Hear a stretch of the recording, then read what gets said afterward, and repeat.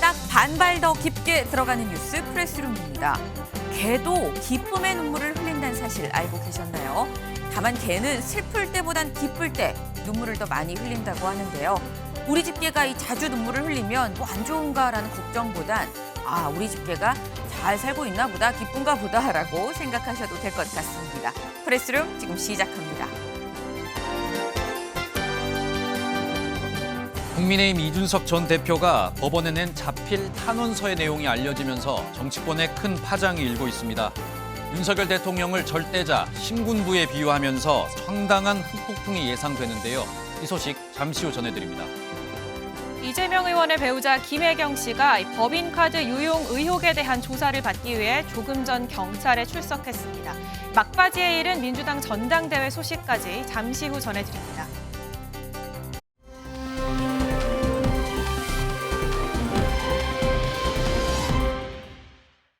날씨부터 알아보겠습니다. 오늘은 절기 처서입니다. 처서가 지나면 모기도 입이 비뚤어진다는 말이 있듯이 처서 이후 큰 더위는 물러가겠습니다. 하지만 오늘까지는 막바지 여름 더위가 나타나 건강관리가 필요하겠습니다. 현재 비구름대는 남쪽으로 이동하면서 수도권과 강원 지역의 비는 모두 거친 상태고요. 현재는 충청 이남 지역에만 비가 내리고 있습니다. 이들 지역에 계신 분들은 내일까지는 우산 꼭 챙기셔야겠습니다. 오늘 오전을 기해서 남쪽 지방에 내려진 폭염특보는 모두 해제됐고요. 제주에만 폭염주의보가 발효 중입니다. 오늘 낮 기온 서울이 30도, 순천 33도, 제주 34도까지 오르는 등 절기 처서가 무색한 무더위가 이어지겠습니다. 하지만 내일부터는 절기에 딱 들어맞는 예년 이맘때 기온 보이겠는데요. 낮 기온 30도를 점차 밑돌겠고요. 아침 저녁으로도 꽤 선선해지며 휴일에는 아침 최저 기온이 18도까지 떨어지겠습니다. 일교차는 크게 벌어질 수 있어 이맘때 체온 관리 잘 해주셔야겠습니다. 내일까지 충청 남부와 남부지방, 제주에는 5에서 50mm의 비가 더 이어지겠고요. 충청 북부 지역과 강원 지역에는 오늘까지 5mm 안팎이 예상됩니다. 충청과 경북 지역은 주 후반에 한 차례 비구름이 더 지나겠고요. 주말에는 전국에 맑은 하늘이 드러나겠습니다. 비가 내리는 서쪽 지역을 중심으로는 벼락이 동반될 수 있겠습니다. 최근 많은 비가 내린 곳에서는 지반이 약해진 상태이기 때문에 추가적인 비 피해 발생하지 않도록 각별히 주의해 주시기 바랍니다. 또 중부지방에 계신 분들은 무더위에 지치지 않도록 건강관리 잘 해주시기 바랍니다. 지금까지 마포대교에서 MBN 날씨 박선아였습니다.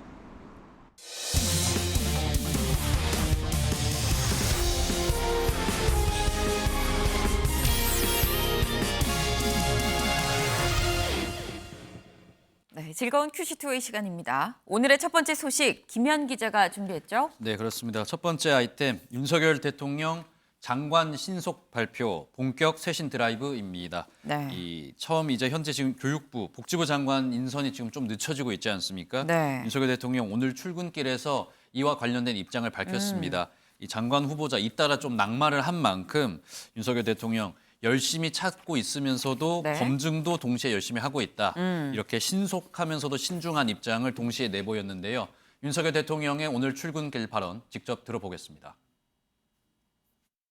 열심히 또 찾으면서 또 동시에 검증도 해나가고 그렇게 하고 있고 지금 현재는 새로운 어떤 그 교육 정책이라든가 또 새로운 어떤 그 복지 아젠다를 지금 보여드리고 있는 상황은 아직 아니기 때문에 기존에 진행되는 일들은 지금 원만하게 진행이 되고 있고 아주 신속하게 장관 후보를 발표하도록 그렇게 하겠습니다. 네. 네, 두 장관 자리가 지금 굉장히 오래 비어 있는데 네. 일단 교육부 장관으로는 이 교수 출신 인사가, 복지부 장관 후보자로는 이 정치인 출신 장관 인사가 좀 거론이 되고 있다는 후문이 들려오고 있습니다. 네. 일단 교육부 장관 후보로는 이 교육부 출신, 지금 교육부가 굉장히 분위기가 어수선하니까 네. 교육부 출신을 좀 유력하게 검토하고 있다, 이런 이야기가 들려오고 있는데요. 정재영 이화여대 교육학과 교수가 유력한 것으로 지금은 전해지고 있는 상황입니다. 네. 이 밖에 나승일, 최재봉 교수도 잇따라서 이제 교육부 장관 후보로 지금 거론이 되고 있는 상태고요. 네. 이 복지부 장관 같은 경우에는 이 정치인이 지금 우선 거론되고 있다는 후문입니다. 네. 일단은 지금 이 취약계층 복지, 그다음에 연금 개혁 등 이 정책을 좀 추진할 게 많기 때문에 네. 이 정치력을 좀 갖춘 정치인이 적합하지 않겠냐 이런 이야기인데 이 나경원 의원, 김재원 의원, 윤희숙 의원 등이 네. 지금 전부 물망에 전 의원들이네요. 전 의원들이 물망에 오르고 네. 있고요. 이뿐만 아니라 지금 또 문재인 정부 안에서 굉장히 얼굴을 알렸죠. 얼굴을 보시면 뭐 익숙하실 겁니다. 이 정은경 전 이 질병관리청장 등 네. 이제 그 문재인 정부 인사들, 이 코로나 전국을 좀 담당했던 인사들의 이름도 나오고 있는 상황인데요. 대통령실 일단 고위 관계자 같은 경우에는 국민이 이름을 딱 들었을 때 대통령 인사 스타일이 좀 정말 바뀌었구나 이런 느낌이 들 수 있도록 감동적인 인선이 될 수 있도록 좀 노력을 하고 있다. 이렇게 인사 뒷후문을 전하기도 했습니다. 네, 아니 그냥 인사를 내기도 상당히 어려운데 지금 감동적인 인사를 내겠다라고 얘기가 나왔습니다. 소종섭 위원님, 지금 복지부 장관 후보자를 보니까 우리가 뭐 잘 알고 있는 뭐 정은경 전 청장이나 뭐 이국종 교수도 있고요. 또 정치인으로는 또 뭐 나경원 전 의원, 김세연 전 의원, 윤희숙 전 의원 이렇게 좀 의원 이 정치인들이 좀 거론이 되고 있습니다. 그런데 정치인 그룹과 전문가 그룹 어느 쪽이 더 좀 적절하다고 보세요, 복지부 장관에? 이게 이제 판단의 문제일 텐데요. 네. 지금 뭐 대통령실 고위 관계자 이름으로 김현 기자가 감동적인 인사를 위해서 노력하고 있다. 네. 저는 좀 메시지가 좀 이게 부담되는 메시지를 밀어낸 거 아닌가 하는 생각이 듭니다. 사실 이게 감동적인 인사라면 딱 발표가 됐을 때 국민들이 그 딱 발표를 들으면서 아 저런 사람도 됐구나 이렇게 돼야 이제 감동이 있는 건데 약간 김이 빠졌다. 그렇습니다. 미리 이제 이렇게 얘기를 해놓으면 기대치가 많이 올라가거든요. 네. 어지간한 인물과 아니 이런 인물이 감동적인 인사였어? 이렇게 되기 때문에 일단 네. 메시지 관리 측면에서 좀 문제가 있는 거 아닌가 하는 생각부터 먼저 들고 이 복지부 장관 같은 경우는 이미 뭐 2차례 정호영, 김승희 후보자가 낙마를 했기 때문에 세 네. 번째란 말입니다. 그래서 결국은 뭐 어떤 깜짝 후보 이런 것보다는 좀 네. 청문회를 통과할 수 있는 실무적인 조직 어떤 장악력이 있는 안정적인 인물 이런 쪽이 좀 선호되지 않을까. 만약에 이번에도 어떤 여러 가지 문제가 발생되면서 또 네. 낙마하는 사태까지 된다면 굉장히 사실은 부담스러운 상황 아니겠습니까? 그래서 네. 어느 정도 좀 사회적으로 검증된 그런 인물이 기용될 가능성이 좀 더 커 보이지 않나 하는 생각이 듭니다. 네.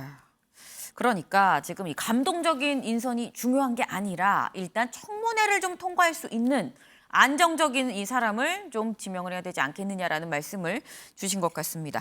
일단 지금 비어있는 장관 인선도 좀 빨리 속도를 내야 되는 것도 맞고 또 여기에 더해서 김현 기자, 이 부처를 콕 집어서 홍보 부분을 또 지적을 했더라고요, 윤 대통령. 그렇습니다. 윤석열 대통령이 어제 국무회의 참석을 해서요. 네. 국토부를 향해서 이 정책 홍보 기능이 좀 미흡한 거 아니냐 이렇게 질타했다는 이야기가 들려오고 있습니다. 네. 윤석열 대통령이 어떤 전체적인 부분이 아니라 특정 부처의 특정 정책에 대해서 이렇게 콕 집어서 이 질책성 발언을 한 거는 좀 이례적인 거 아니냐 이런 네. 분석이 나오고 있는데요. 강인선 대변인의 설명 직접 들어보겠습니다. 윤석열 대통령은 오늘 국무회의 마무리 발언을 통해서 정부가 주택 정책에 대해서 발표를 했으나 국민께 전달되는 과정에서 신뢰를 얻지 못한 부분이 있었다. 국가의 주요한 정책을 발표할 때는 우리의 시각이 아닌 국민의 시각에서 판단을 해달라.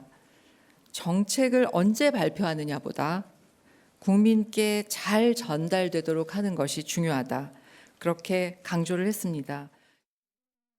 네, 윤석열 대통령이 예로 든 것이 이 1기 신도시 마스터 플랜이었던 이 어떤 정책이었던 것 같습니다. 네. 이 정책을 좀 예로 들면서 이 정책이 예전 같으면은 5년 걸릴 정책을 굉장히 단기간에 단축을 했는데 이 부분을 국민들에게 제대로 좀 국토부가 설명을 하지 못한 거 아니냐 이런 식의 좀 질책이 있었다고 하는데요. 네. 일단 대통령실 고위 관계자는 대통령실이 지금 최근에 좀 개편이 됐지 않습니까? 네. 개편이 됐기 때문에 좀 모든 정책을 홍보하고 이야기를 할 때 좀 국민 시각에서 좀 수립을 해라. 그리고 부처 간에 좀 소통을 좀 활발하게 해라. 이런 식의 과정에서 나온 질책이었지 네. 어떤 대단한 질책은 아니었다. 이렇게 윤석열 대통령의 질책이 확대 경계 해석되는 것은 조금 막으려는 네. 그런 입장을 내놓기도 했습니다. 네. 지금 윤 대통령이 지적한 저 1기 신도시 마스터 플랜, 사실 저 정책 때문에 이 발표가 되고 난 다음에 1기 신도시 그 지역 주민들이 또 이 불끈불끈 했었었죠. 이 대선 공약을 어기겠다는 거냐 뭐 이런 얘기까지 나왔었는데 그래서 또 윤 대통령이 나서서 얘기한 게 아닌가 싶습니다. 근데 이제 관건은 이 좋은 정책이 홍보가 잘 안 돼서 지금 이 비판을 받고 있는 거 아니냐라는 생각을 윤 대통령이 하고 있는 것 같긴 합니다. 지금 뭐 맞물리는 건지는 알 수 없습니다만 홍보수석도 뭐 최근에 교체가 된 바가 있기도 하고요. 근데 이것뿐만이 아니라 또 대통령실 이 내부 기강 잡기에도 지금 신경을 쓰고 있는 것 같은데 유호정 기자, 지금 대통령실 내부 인사들에 대해서 다시 평가를 좀 시작을 하고 있나 봐요. 네, 그런 분위기가 지금 전달되고 있는데요. 대통령실 공직기강 비서관실에서 이 한 비서관급 인사에 대한 내부 감찰에 착수한 것으로 전해지고 있습니다. 외부 인사와 부적절한 접촉을 하거나 인사에 개입했다는 이유로 전해지는 상황인데요. 네. 이 외에도 또 여권 추천으로 대통령실에서 인사 업무를 담당하던 행정관이 최근 자리에서 물러난 것으로 알려지면서 대통령실이 내부 기강 잡기에 나선 것 아니냐, 혹은 특정 인사 혹은 비선 라인을 통한 인선에 대한 재검증을 통해서 인적 쇄신, 분위기 쇄신을 이어가겠다는 분위기 아니냐라는 얘기들이 네. 나오고 있습니다. 지금 저 상황에서 나온 이 얘기가 참 이 눈길이 갑니다. 그러니까 이 이른바 뭐 비선 라인, 뭐 그리고 윤 대통령보다는 외부 인사한테 이 좀 더 충성을 하는 뭐 그런 이 경향이 있는 거 아니냐는 얘기도 있다라는 얘기가 나왔는데 용산의 긴장감이 좀 감돌지 않을까 싶습니다. 어쨌거나 이런 가운데 오늘 국민의힘 지도부가 당 상임고문단, 당의 원로들이잖아요. 이 원로들을 만났습니다. 네, 사실 이 상임고문단 원로들과의 자리에서는 비교적 쓴소리들이 가감없이 그렇죠. 오가잖아요. 앞서 윤석열 대통령도 원로들과 만난 자리에서 이 야당과 협치해야 된다. 또 김건희 여사 전달 밀력 만들어야 되지 않겠냐. 이런 우려들이 비교적 가감없이 나온 자리이기도 했는데요. 네. 특히나 오늘은 주호영 비대위가 출범한 이후 첫 회의였기 때문에 네. 어떤 얘기들이 오갈지 관심이었는데 네. 원로들의 쓴소리는 국민의힘 비대위 구성 상황에 좀 맞춰져 있었습니다. 오늘 주위원장 인사말부터 듣고 오시죠. 당내 사정 때문에 전직 당대표가 당을 상대로 소송을 하고 있고 당이 비상 상황이라는 이런 어려운 적응에 이르도록 한 데 대해서 먼저 당을 이끌고 지도해 주셨던 고문님들께 정말 죄송하다는 말씀을 드리고 짧은 시간 안에 당을 조속히 안정화시키고 또 정상 지도부가 들어설 수 있도록, 그리고 집권 첫 해에 국정감사를 앞두고 대정부 질문이나 국정감사나 예산에 있어서 저희들이 하고자 하는 일들이 잘 국회에서 반영될 수 있도록 최선의 노력을 다하겠습니다. 소중한 말씀 기다리겠습니다. 네, 앞서 이 주호영 위원장은 윤 대통령에 대한 쓴소리도 좀 계속 하던 상황이었습니다. 그렇죠. 예를 들면 검찰 출신 아는 사람만 쓴다는 야당의 비판을 돌아봤으면 좋겠다. 이 대통령실 내의 팀워크나 이 홍보 라인 관련한 문제를 좀 되돌아봤으면 좋겠다라는 이런 지적들을 해왔는데 네. 오늘 인사말에서는 이 집권 여당으로서 네. 죄송하다라는 얘기를 하는 모습이었고요. 상임고문회 회장은 인사말에서 이 집권 초반에 비대위가 구성됐다는 건 참 부끄러운 일이다. 당 대표가 법원 신문 받으러 가는 모습이 TV에 나왔는데 국민들이 한심하다 생각했을 거다라는 얘기를 했고요. 주호영 위원장은 죄송하다며 90도로 허리를 굽히기도 했습니다. 네. 지금 상황이 보면 일단 대통령실은 윤핵관 추천으로 들어온 인사들에 대해서 다시 또 현미경 검증을 좀 해보겠다라고 하고 있는 상황이고, 뭐 오늘 주호영 비대위원장이 오늘은 하지 않았습니다만 또 이 윤 대통령에 대해서도 뭐 쓴소리를 이 가감 없이 또 하고 있는 지금 그런 상황입니다.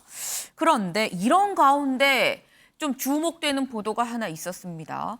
지금 주호영 비대위원장이 전당대회 시기를 내년 1말 2초, 1월 말 2월 초에 하는 게 좋겠다라고 얘기를 했었었는데 여기에 대해서 윤 대통령이 반대 의사를 피력했다라는 보도가 나왔어요. 네, 내년 전대 개최에 부정적인 의견을 피력했다. 음. 구체적으로는 무슨 내년에 전당대회를 하느냐라는 입장을 보였다는 한 매체 보도가 있었는데요. 네. 대통령실은 곧바로 사실 무근이라는 입장을 밝혔습니다.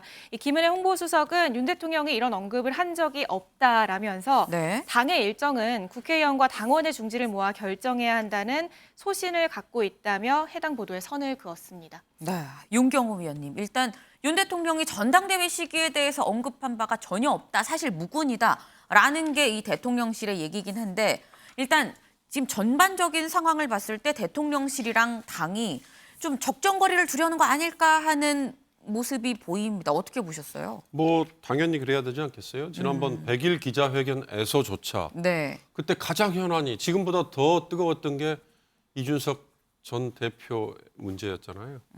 그거에 대해서 대통령이 뭐라고 얘기했죠? 내가 민생 챙기다가 바빠서 정치인들 뭐 일일이 이런 식의 표현을 무슨 했죠. 얘기하는지 모른다. 뭐 이런 취지. 그러니까 그런 식으로 일부러 선을 그어놨는데 네. 그리고 당무는 내 소관 사항이 아니다.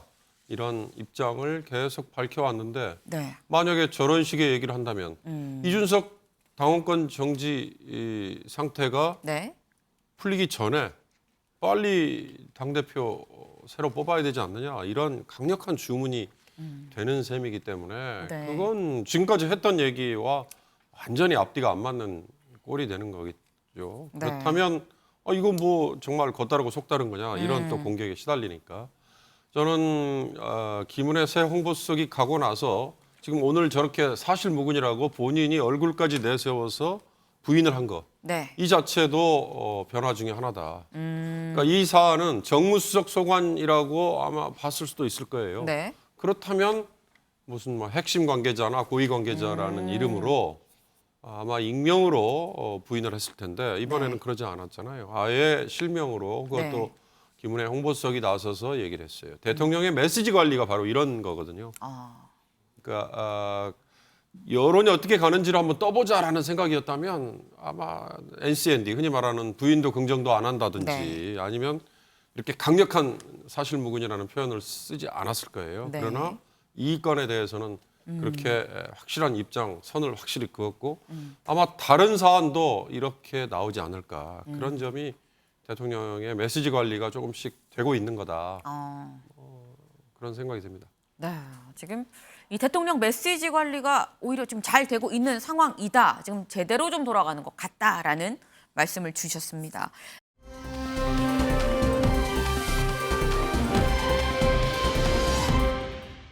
다음 아이템으로 좀 넘어가 볼까요? 다음 아이템 누가 준비했을까요? 네, 다음 아이템도 제가 준비했는데요. 열심히 했습니다. 그렇습니다. 이번 아이템은 절대자가 사태 주도 윤석열 대통령을 신군부의 비유입니다.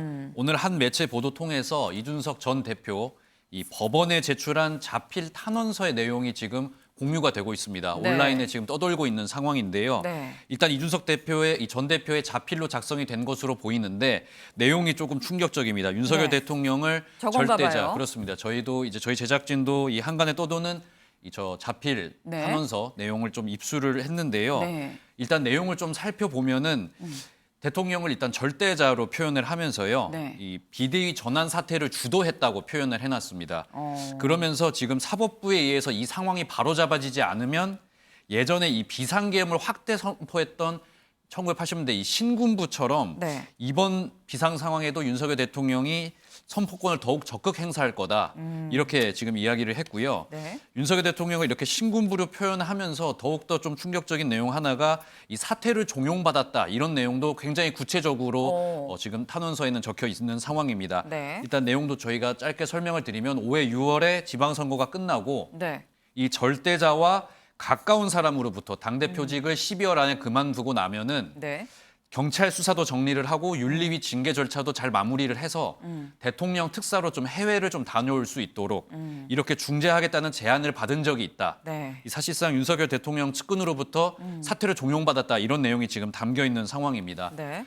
저희가 이 탄원서의 내용이 정말 맞는 것인지 네. 법원에도 확인을 해봤거든요. 네네. 프레스룸 저희 제작진이 직접 확인을 해봤는데 네. 일단 남부지법 같은 경우에는 이 탄원서가 탄원서라는 명칭으로 제출된 서류는 없다 이렇게 네. 밝혔습니다. 그러면서 다만 대리인 명의로 제출된 이 첨부 자료 같은 게 있기 때문에 이게 탄원서가 가짜인지 진짜인지 뭐 확답 드리기는 어렵다 이런 네. 입장을 밝혔고요. 이준석 대표 측 역시 확인해드릴 게 없다 네. 이런 내용을 밝힌 상황입니다. 네. 하지만 지금 이준석 전 대표가 페이스북에 글을 올렸는데 네. 이것을 통해서 지금 간접적으로는 사실 확인이 사실상 된 상황입니다. 아니 근데 안 그래도 양쪽이 다 확인이 명확하게 안 되는데 이거를 공개해도 되나 싶었어요. 그렇습니다. 이준석 대표가 대신 지금 대리 확인을 해준 셈이 됐는데요. 네. 이준석 대표 이 도 넘었다, 이 격양됐다 이런 기사가 올라왔는데 네. 이런 기사를 내려고 지금 법원에는 자필 편지까지 내고 셀프 격양까지 이렇게 이야기를 하면서요.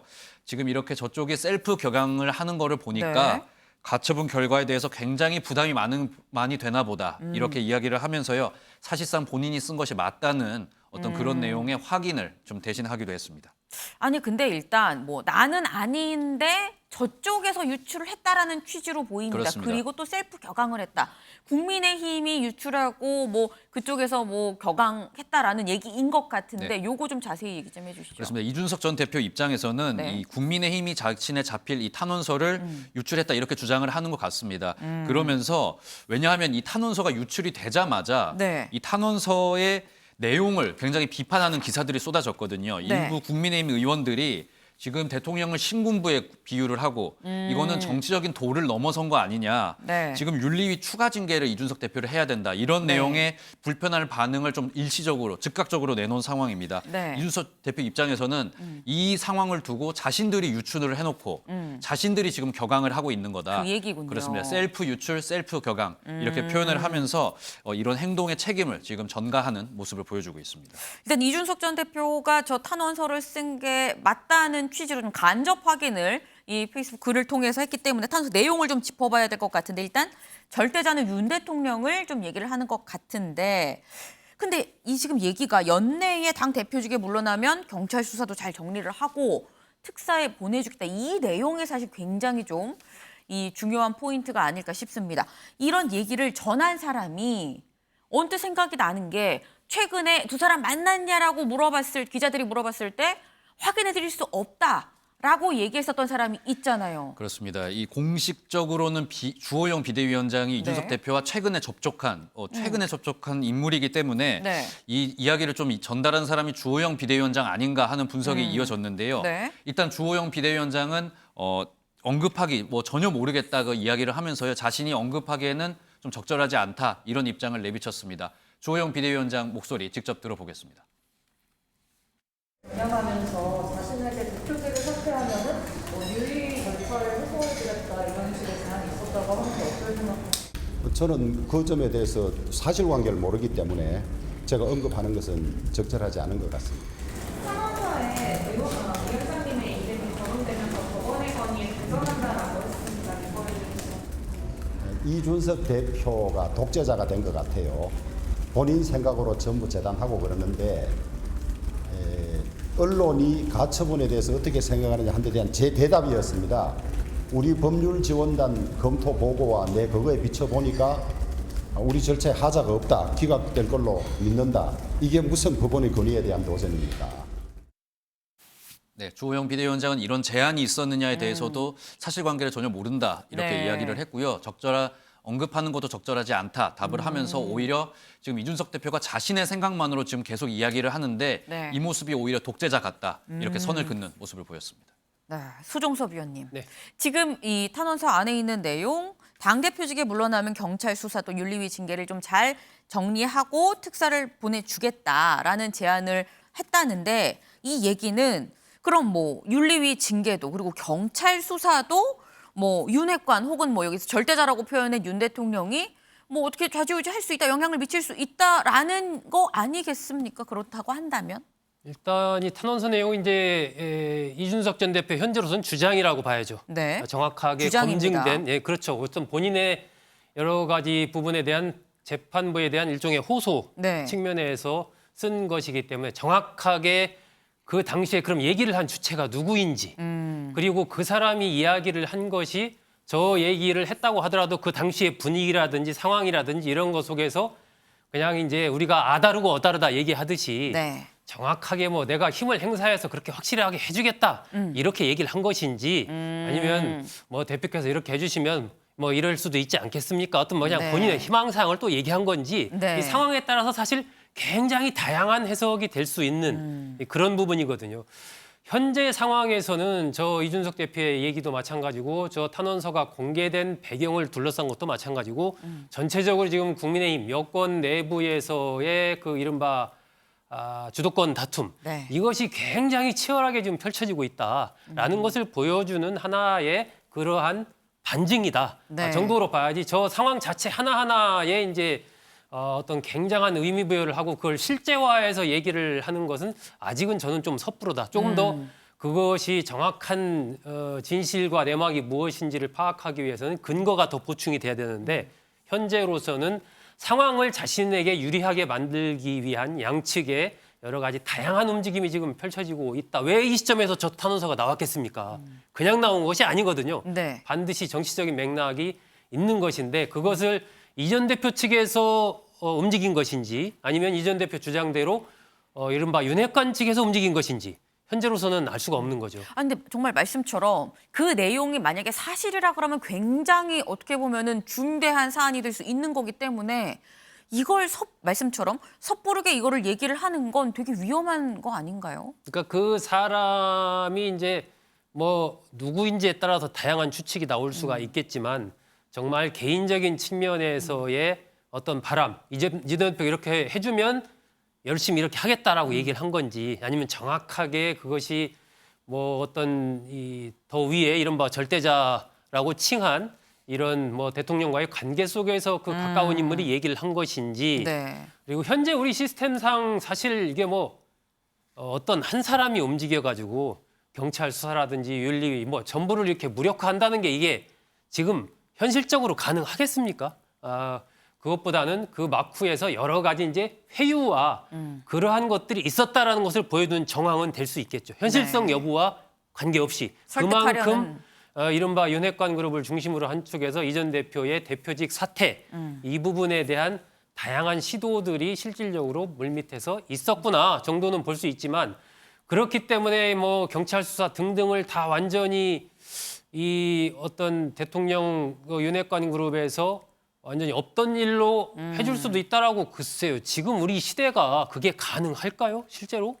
저는 그 부분에 대해서는 조금 더 좀 여러 가지로 근거가 보충이 돼야 되지 현재로서는 이 전 대표의 탄원서 내용만 가지고 네. 실질적으로 그런 일이 진행됐거나 그런 의사가 확실했거나 이렇게까지 보기에는 아직은 조금 이른 것 아닌가 이렇게 좀 판단합니다. 네. 지금 소 의원님 말씀을 좀 들어보면 이게 굉장히 큰 사안인데 자칫 만약에 명확한 사실 근거를 댈 수가 없다고 한다면 이준석 전 대표한테 오히려 역풍으로 갈 수도 있는 사안이다라는 말씀으로 들을 수 있을 것 같습니다. 일단 지금 가처분 결과는 계속 지연되고 나오지 않고 다른 국면이 자꾸 펼쳐지고 있는데 김영 기자, 예. 가처분 결과는 언제 나오는 겁니까? 네, 법원이 조금 더 계속 신중한 모습을 좀 보여주고 있습니다. 네. 이 남부지법 관계자 오늘 이 이준석 가처분 사건이 다음 주 이후 결정날 예정이다 이렇게 밝혔는데요. 다음 주 이후면 다 그렇습니다. 다음 주잖아요. 그렇습니다. 사실상 다다음 주 네. 추석주가 되어야 네네. 이제 결정이 날 것이다 이렇게 공식적인 입장을 나타냈습니다. 지난 17일에 이 가처분 신청 이 신문길 당일에도 네. 이 신중히 판단해 조만간 결정하겠다 이런 입장을 표명해 왔는데요. 법원 입장에서는 이번에도 역시 신중하고 또 다시 한번 신중하겠다는 입장을 재확인한 것으로 보이고 있습니다. 네. 이게 가처분의 특징이 돌이킬 수 없는 피해를 막기 위해서 일단 임시로 뭔가 조치를 취하는 게 사실 가처분 신청의 특징인 건데 지금 계속 이 결론이 나지 않고 지금 판단이 길어지고 있습니다. 윤경호 위원님, 늦어지는 이 재판부의 결론 이게 누구한테 유리한 걸까요? 글쎄요. 이준석 대표한테 일단은 유리하죠. 왜냐? 영어로 표현해서 죄송합니다. 노이즈 마케팅이 가능하잖아요. 계속 길어질 수 있지 않습니까?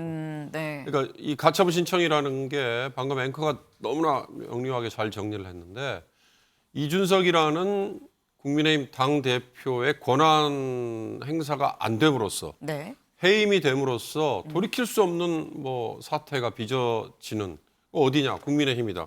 그러나 국민의힘은 이미 지금 비대위가 결성이 돼서 굴러가고 있잖아요. 네. 그러니까 이런 것들을 감안해 볼 때 법원에서는 거기에 해당이 안 되는, 그러니까 시급한 사안이 아니다라고 판단을 했을 수도 있다. 네. 그런 점에서 가처분 신청이 이렇게 결정이 미뤄지는 건 상당히 이례적이에요. 뭐 17일에 신문 기일이었고 그로부터 일주일 전인 10일에 제기가 됐으면 네. 빨리 결론을 내주는 게 맞을 텐데 그만큼 부담스러운 거 아니겠습니까? 아무리 부장판사하고 합의부 뭐 형식인지 모르지만 절차와 형식에 있어서의 하자만을 가지고 결정을 내리기에는 정치적인 의미가 굉장히 커져버릴 수 있으니까 네. 그걸 감안한다면 과연 정치권 내에서의 이런 주도권, 권력 다툼을 사법부가 그냥 일도양단 한 칼에 할 수 있을까? 저는 그런 점에서 이 정치권에서의 싸움을 네. 법원의 판단에 가져가는 거 이건 제발 하지 마십시오라는 얘기를 하셨었죠. 평소에도 드렸는데요. 그런 차원에서입니다. 그러나 유불리를 따지자면 이게 뒤로 미뤄질수록 결론이 더 늦게 나서 뭐 불리합니다라고 말은 할지 모르지만 이준석 대표는 계속 노이즈 마케팅 그리고 언론과 여론의 관심을 끌 수 있는 효과는 있을 겁니다. 그렇군요. 아니 사실 지금 뭐 가처분도 가처분입니다만 저희가 어제 방송에서 말씀을 드렸던 게 이 국민의힘 내부에서 이준석 전 대표에 대해서 윤리 및 추가 징계를 논의할 수도 있다라고 말씀을 드렸었습니다. 유호정 기자. 어제 논의가 있었어요. 네, 결론부터 말하자면 이 추가 징계에 대한 논의는 이루어지지 않았습니다. 그런데 이 윤리위에 이렇게 관심이 쏠렸던 이유는 네. 앞서서 윤리위가 좀 이례적으로 예고 없이 입장문을 내고 품위 유지 의무를 위반을 반복하면 엄정하게 심의하겠다 이런 경고성 메시지를 내놨기 때문도 있잖아요. 네. 이거 이 전 대표 겨냥한 거 아니냐 이런 말이 있었는데 이를 의식했는지 윤리위원장은 회의 전부터 여기에 대한 해명을 내놓기도 했습니다. 직접 들어보시죠. 19일 날 우리 국민의힘 중앙 윤리위원회 입장문을 우리가 발표를 한 적이 있었습니다. 그리고 최근 언론 보도와 달리 이준석 당원 등 특정인을 겨냥한 것은 절대 아니었습니다. 국민의힘 당원 누구든 8월 19일 이후 본인의 정치적인 입장을 표명하는 데 당원 및 당규 등을 위반하는 것에 매우 신중하게 우리 윤리위원회에서 다룰 것이고 그럴 때 우리가 정치적 고려는 철저히 배제할 것입니다. 네, 윤리위를 향한 어떤 정치적 고려에 대한 비판 이런 것들을 의식한 해명이었고요. 네. 그리고 회의 이후에 이준석 전 대표에 대한 추가 징계 논의는 없었다라고 네. 얘기를 하면서도 좀 여지를 남긴 듯한 입장을 내놨습니다. 이 얘기까지 듣고 오겠습니다. 이준석 당원 등에 대한 신고권은 오늘은 논의하지 않기로 네. 하셨단 말씀. 이 다음에는 오늘은 논의하지 않기로 하였습니다. 네. 그러면 언제 논의를 하시겠다는 말? 그거는 두고 봐야 되겠습니다. 네. 오늘 논의를 안 하신 이유가 따로 있으실까요? 네, 오늘은 논의 안 한 거가 오늘 굉장히 우리 시간이 많이 걸렸고요. 여러 가지 사유들이 있어서 오늘은 논의하지 않기로 했습니다. 네, 소정섭 위원님. 네. 여러 가지 사유들이 있어서 오늘은 논의하지 않기로 했다라고 얘기를 했습니다. 이양희 위원장. 여러 가지 사유가 뭘까요? 뭐 정치적인 표현인데 역시 가장 중요한 것은 이제 법원의 결정이겠죠. 법원의 지금 가처분 결정이 아직 안 나온 네. 상황이기 때문에 네. 지금 이제 이준석 전 대표가 이 대통령을 상대로 해서 많은 이제 표현을 쓰면서 격렬하게 지금 메시지를 내고 있지 않습니까? 네. 이런 상황에서 일단 하나의 어떤 이 새로운 분수령이 될 수 있는 것은 법원의 결정이거든요. 네.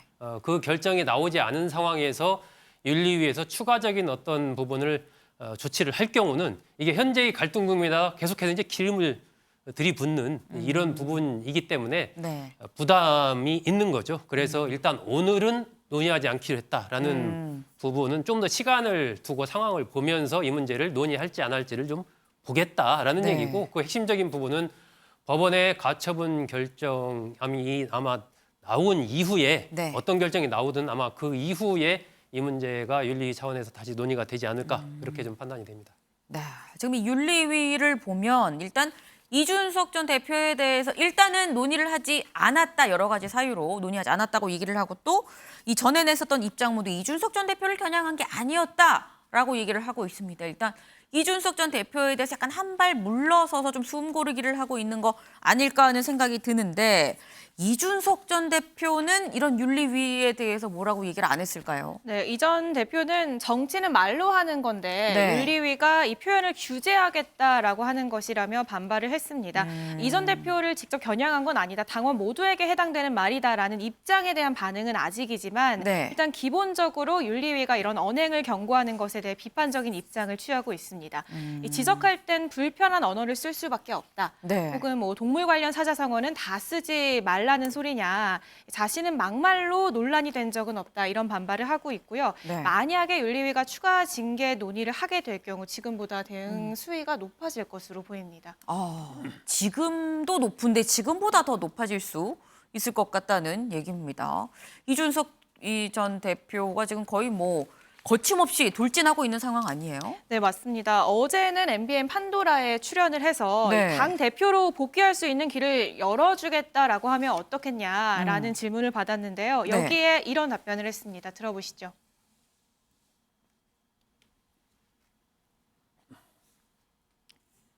없고 있지도 않을 것이다.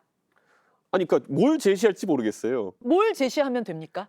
무조건 항복이죠. 잘못한 거 다 시인하고. 그런데 그게 말이 되나요? 제가 어떻게 감히 대한민국 대통령과 그 사람들한테 그걸 요구하겠습니까? 무조건 항복, 무조건 아니, 잘못했다. 그렇게 해서도 안 돼요. 저한테 그렇게 해서도 안 돼요. 그 정권의 핵심에 있는 분들이 네. 자기들이 사고 친 걸 시인하고 이렇게 해도 안 되는 거예요. 그거는. 알겠습니다. 상당히 그건 나라 무너진 일입니다. 그걸 그렇게 해서 안 되니까 제가 그래서 기대도 안 하고 요구도 안 하고 알겠습니다. 제안도 안 듣는다는 것이죠. 제가 그래서 지난번에 영어 글라디에이터 얘기를 했어요. 그러니까 원래 장군 출신인데 노예 검투사로 만들었던 황제에게 이제 복수하기 위해 가지고 검투로 다시 이제 밑바닥부터 올라가는 건데 결국에는 나중에 대중의 인기를 받고 거기서 황제랑 겨루게 되죠. 그 대중의 그 검투사에 대한 인기를 잠재우기 위해서는 황제 본인이 직접 검투사랑 싸울 수밖에 없는 상황이 된 거죠. 근데 그랬을 때 황제가 자신감이 없으니까 뭘 했냐면은 경기가 시작되기 전에 가가지고 옆에 옆구리 한번 칼로 푹 찌르고 시작합니다. 그러니까 저는 예를 들어 이렇게 생각해보세요. 제가 예를 들어서 무슨 대단한 특권을 주는 것처럼 누가 만약에 저한테 전당대회에 나갈 수 있는 기회를 열어줘서 타협하자 이렇게 하잖아요. 누가 믿겠어요? 예를 들어 1월에 전당대회 하잖아요. 네. 한 11월쯤 되면은 또 뭐가 쑥 나타나서 옆구리 한번 푹 찌르고 시작할 겁니다. 아니 전당대회 나가는 게 의미가 없는 상황을 만들어 놓을 거예요. 뭔가 옆구리 찔러가지고. 네, 자신 없는 황제가 옆구리를 푹 찌르고 시작할 것이다라는 이런 얘기를 하기도 했고요. 그럼 뭘 제시하면 되느냐라는 네. 질문에 무조건 항복이라고 답변을 했는데 그건 있어서도 안 되고 제한할 수도 없는 일이다라면서 본인은 기대도 제한도 하지 않는다라는 얘기를 했습니다. 네. 윤경호 위원님. 전당대회 전에 일단 옆구리를 찌르고 시작을 할 것이다라고 했는데 옆구리를 찌른다는 건 뭘까요?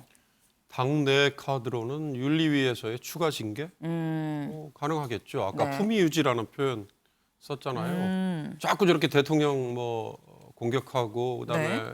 주호영 대표 공격하고 주호영 비대위원장 네. 공격하고 그러면 지금 뭐야 같이 죽자는 거야? 이제 이런 식의 여론이 아마 당내에서 일 거고 그렇다면 어떻게 전직 대표가 이럴 수 있느냐?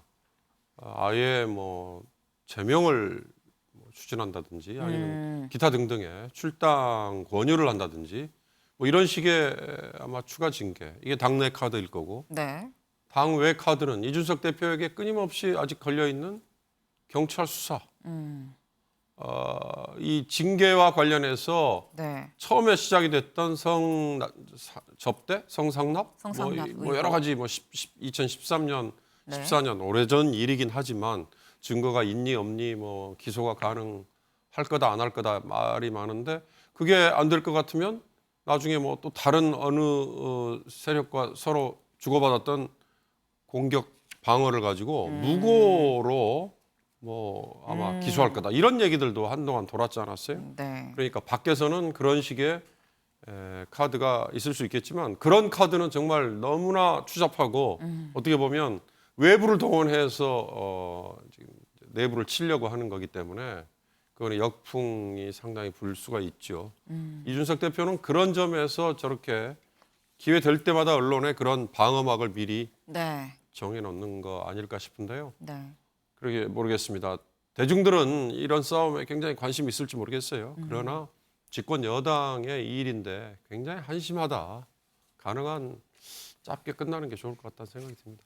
네, 지금 이 옆구리를 푹 찌르는 게 당 내에선 윤리위에 추가 징계 그리고 당 밖에선 또 경찰 수사 결과가 될 수 있다라는 말씀을 주셨는데 유호정 기자, 지금 경찰 수사는 어떻게 진행되고 있는 거예요? 네, 일단 이 전 대표는 어제도 소환 통보 받은 거 없다라고 얘기를 했는데 경찰은 일단 이 전 대표에게 성상납을 했다고 주장하는 김성진 대표에 대한 조사는 마무리를 한 것으로 전해집니다. 이 조사 내용을 검토한 뒤 이 전 대표를 부를 것으로 보이는데요. 네. 이르면 이달 말 늦어도 9월 초에는 이뤄질 것이라는 전망입니다. 네, 지금의 상황을 좀 보면 이준석 전 대표와 뭐 여권 전반으로 이렇게 구도가 좀 나뉠 수 있을 것 같은데 지금 이런 가운데 이준석 사조직이라는 의심을 받았던 이 혁신위죠. 혁신위가 어제 1호 혁신안을 내놨습니다. 근데 유호정 기자, 이 내용이 좀 의외예요. 네, 윤리위 권한을 강화하는 방안이었는데요. 그동안 네. 공천관리위원회가 이 공천 관련한 모든 권한을 행사해 왔는데 네. 이 중에서 후보자에 대한 심사 권한을 이 공관위가 아닌 당 윤리위로 넘기기로 했습니다. 네. 이준석 대표가 이 도입한 공천 자격 시험 확대 문제, 요거는 일단 경론 끝에 보류가 됐고요. 네. 이른바 이준석 혁신이다라는 이런 당내 우려 속에서 논란이 적은 사안부터 이 결정을 한 것으로 보입니다. 네, 소종섭 위원님. 네. 이준석 전 대표 사조직이라는 의심을 받았던 혁신위가 지금 오히려 이 전 대표랑 대립하고 있는 윤리위한테 힘을 실어주는 이런 결과를 발표를 했습니다. 혁신안을. 이거는 어떻게 해석을 해야 되는 걸까요? 그냥 오비락인 걸까요?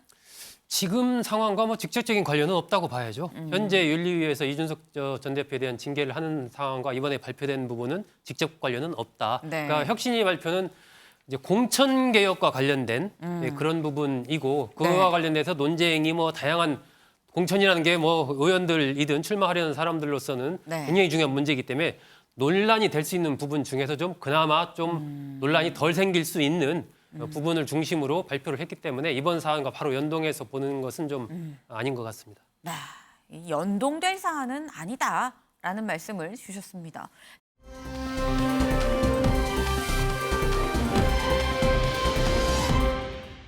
다음 소식으로 좀 가보겠습니다. 이번엔 유호정 기자가 준비했죠? 네, 제가 준비한 마지막 아이템, 이 법카 의혹 김혜경 경찰 출석 전당대회 변수입니다. 이재명 후보의 배우자 김혜경 씨가 조금 전 경찰에 출석을 했습니다. 이른바 법인카드 유용 의혹과 관련해서 이 경찰 조사를 받기 위해서인데요. 오늘 출석 당시 모습부터 보고 오겠습니다.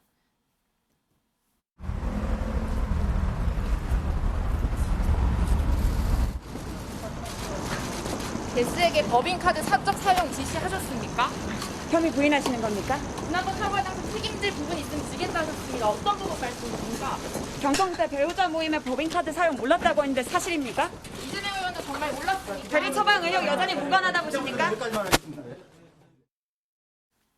네, 2시 출석 예정이었는데 약 15분 전에 도착을 해서 지금 네. 보시는 것처럼 네이비색 남색 재킷을 입고서 변호인 한 분과 함께 출석을 하는 모습을 보셨고요. 네. 보신 것처럼 기자들 질문이 이어졌지만 아무런 답변을 하지 않은 채 곧바로 경찰서 내부로 들어가는 모습이었습니다.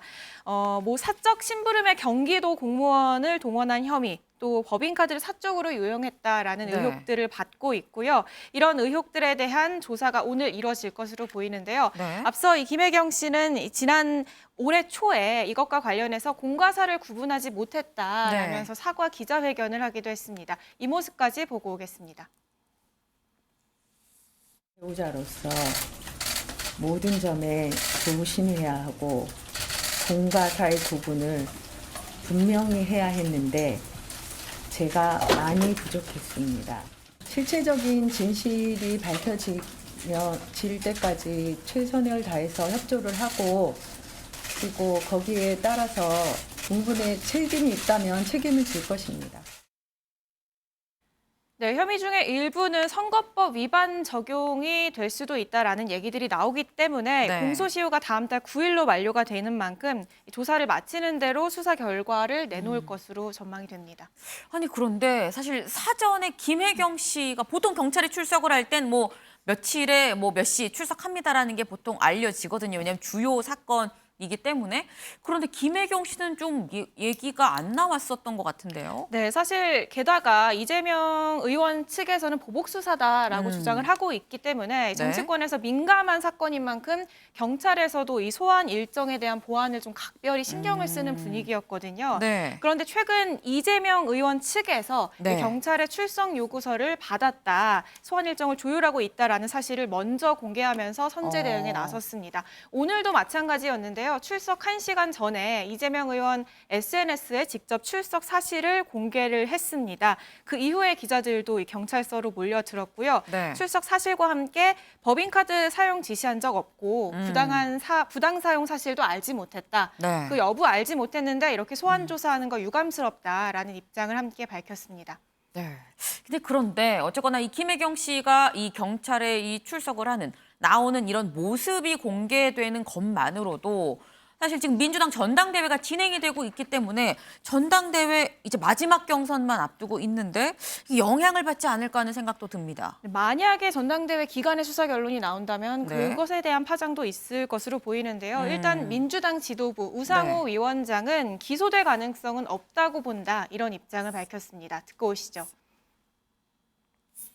사안은 잘 아는데요. 대선 때도 제가 총괄본부장을 했었는데 다 내용을 봤고 두 부부가 이제 그 대국민 사과를 하는 과정에도 같이 의논을 했었지 않습니까? 보면 이 법인카드 사안은 적절치 않은 잘못된 행위입니다만 직접적으로 지시하거나 개입된 그런 사건이 아닙니다. 그렇기 때문에 도의적으로 국민에게 사과를 드렸죠. 실제로는 그것은 이제 밑에 있는 직원들이 임의로 카드 사용 그런 식으로 한 것이거든요. 그래서 저는 뭐 이 문제에 대해서 기소될 가능성도 없고 그렇게 좀 보고 있습니다. 왜냐하면 이 문제에 직접적인 지시를 하거나 관여한 적이 없고, 물론 사온 음식을 그런 법인카드로 계산한 음식을 드신 경험은 있기 때문에 도의적으로 사과를 드린 것이지 그 카드를 그렇게 쓰라고 지시한 적은 없거든요. 이 두 분이 직접 사법 처리 당할 가능성은 없습니다. 네, 윤경호 위원님. 이 이재명 후보, 이재명 의원한테 이 오늘의 김혜경 씨의 경찰 출석 영향 없을까요? 전당대회에? 글쎄요, 이게 어떤 방향으로 갈지 예단하기 사실 쉽지는 않을 것 같아요. 그러니까 왜냐하면 전당대회 지금 8월 28일까지잖아요. 네. 이 중간에 이렇게 공개가 됐고 경찰이 저렇게 직접 불렀는데 배려가 아니고 저렇게 공개적으로 소환을 해버린 셈이 됐잖아요. 네. 저런 게 이 야당의 어찌됐든 유력한 대표 후보의 부인을 저렇게 공개적으로 소환을 하느냐라는 식의 동정론 내지는 이거 좀 너무하는 거 아니냐 이런 식의 여론이 일 수도 있어요. 이건 물론 야당 지지자들, 그러니까 민주당 지지자들이 아니라 이 중도적인 아니면 이걸 객관적이고 합리적으로 보는 쪽의 시각, 그게 중요한 거 아니겠어요? 그러니까 그런 점에서 보면 오히려 이재명 후보 쪽에 굉장히 동정론으로 갈 수도 있고요. 그러나 실제로 조사를 해보니까 여러 가지 정황상 당시 지사의 부인인 김혜경 씨가 이걸 몰랐다거나 아니면 지시를 안 하고 이게 일이 이루어지겠느냐라는 뭐 이런 정황이나 아니면 경찰이 뭔가 증거를 가지고 빼도 박도 못하게 만약에 밀어버린다면 그런다면 사실 그건 굉장히 도덕적으로뿐만 아니라 실질적인 타격이 불가피하겠죠. 그런 점에서 어느 쪽으로 가느냐는 상황을 좀 더 두고 봐야겠습니다만 다른 유사한 사례들, 그러니까 관례상 이렇게 돼 왔다라는 걸로 넘어간 정치인들 일이 많거든요. 이를테면 기사가 주유비를 하루에 4번씩 무슨 주유를 했다, 이런 거 사실 당시에 그 의원이나 원내대표 했던 그 정치인이 알았을까, 이런 거 생각해 보면 관례로 넘어간다면 경찰이 이 정도 선에서 무리를 안 할 걸로 그렇게도 생각도 됩니다. 네. 일단 뭐 우상호 비대위원장도 기소될 가능성은 없다라고 지금 얘기를 했습니다. 그러니까 이재명 후보한테 뭐 추가 타격이 있진 않을 거다라는 얘기인 건데 사실 이게 이 후보한테 타격이 되냐 안 되냐의 관건은 기소가 되냐 안 되냐 이 부분일 겁니다. 기소가 되면 당직을 정지할 수 있다라는 이 당원 80조 때문인 건데 지금 이게 사실 논란의 당사자인 이재명 의원이 어제 이 당원 80조에 대해서 직접 입을 열었어요. 네, 이 후보 지지자들 앞에서 관련 얘기를 했는데요. 네. 이 지지자들이 지금 이 당원 80조 삭제를 좀 강하게 요구를 하고 있는 상황이잖아요. 네. 그런데 이 후보는 지지자들에게 기소하면 바로 직무정지가 된다고 생각하는 분들이 많은 것 같은데 그렇지 않다라는 얘기를 했습니다. 네. 즉시 이 정지하고 징계를 요청할 수 있는 건 사무총장 재량이기 때문에 아무 문제 없다라는 얘기를 했는데요. 그러니까 사무총장의 재량이 네. 인정이 되기 때문에 설사 현재 수사 중인 사건들이 기소가 된다고 해도 네. 당장 직무가 정지되지는 않을 거다라는 취지의 얘기를 했습니다. 소정섭 위원님, 네. 지금 기소가 돼도 직무정지시키는 건 사무총장 재량이라 문제가 없다라는 얘기는 기소가 돼도 사무총장이 버티고 있으면 당원 80조 유명무실하게 될 수 있다라는 얘기로 지금 사실 들리거든요. 근데 사무총장은 당대표가 임명을 하잖아요. 어떻게 들으셨습니까? 그러니까 이제 이 의원으로서는 상당한 자신감을 보이고 있는 거죠. 지금 이제 전당대회를 앞두고서 두 가지 측면 얘기를 지금 하지 않습니까? 네. 하나는 이 사안 자체가 당원 80조가 적용된 사안이 뇌물이라든지 정치자금 수수라든지 이런 부정부패 관련된 사안이다. 사건인지 안 자체가. 네. 그리고 두 번째는 바로 기소가 된다고 그냥 자동으로 직무가 정지되는 게 아니고 네. 그 직무정지나 징계를 사무총장이 재량으로 요청할 수 있는 그 권한에 있기 때문에 그 사안에 대해서 나름대로 이게 정치적으로 판단할 수 있는 여지가 있는 거다라는 네. 그 얘기를 하고 있는 거죠. 그래서 이 의원으로서는 결국 전체적으로 봤을 때는 지금 이 사안 자체가 그렇게 나한테 큰 문제가 안 된다라는 자신감을 이제 당원들한테 계속 얘기를 하고 있는 네. 그런 사안인 것이고 실질적으로 그렇다면 만약에 기소가 됐을 때 어떻게 할 건가? 네. 그 부분에 대해서는 당시 그 기소 내용의 성격 이런 것에 따라서 또 여론의 흐름 이런 것에 따라서 좀 달라질 수가 있겠죠. 네. 지금 뭐 당원 80조 관련해서도 이 당내에서 굉장히 논란이긴 했습니다만 일단 매듭이 좀 지어진 상황입니다. 그런데 요정 기자, 이거 말고 또 다른 걸 두고 또 이재명 방탄 논란이 벌어졌어요. 김현 기자. 네, 네. 또 다른 네, 네, 어떤 내용? 누가 하실래요? 네, 제가 하겠습니다. 네. 이 권리당원 규모를 200만 명 규모까지 좀 늘리겠다. 네. 이런 내용을 좀 이재명 의원이 이야기를 네. 하면서 지금 비명계에서 지금 반대 목소리가 지금 나오고 있는데요. 네. 지금 해당 당원이 신설이 되면 강성 목소리만 좀 강하게 반영이 될 것이다. 이렇게 이야기를 하면서 즉각 반발하는 목소리가 나오고 있습니다. 네. 특히 이 지금 경선을 함께 하고 있는 이 박용진 의원 같은 경우에도요. 네. 지금 강성 목소리만 반영이 되면은 이 민주당과 당심이, 그러니까 당심과 민심이 괴리될 수 있다.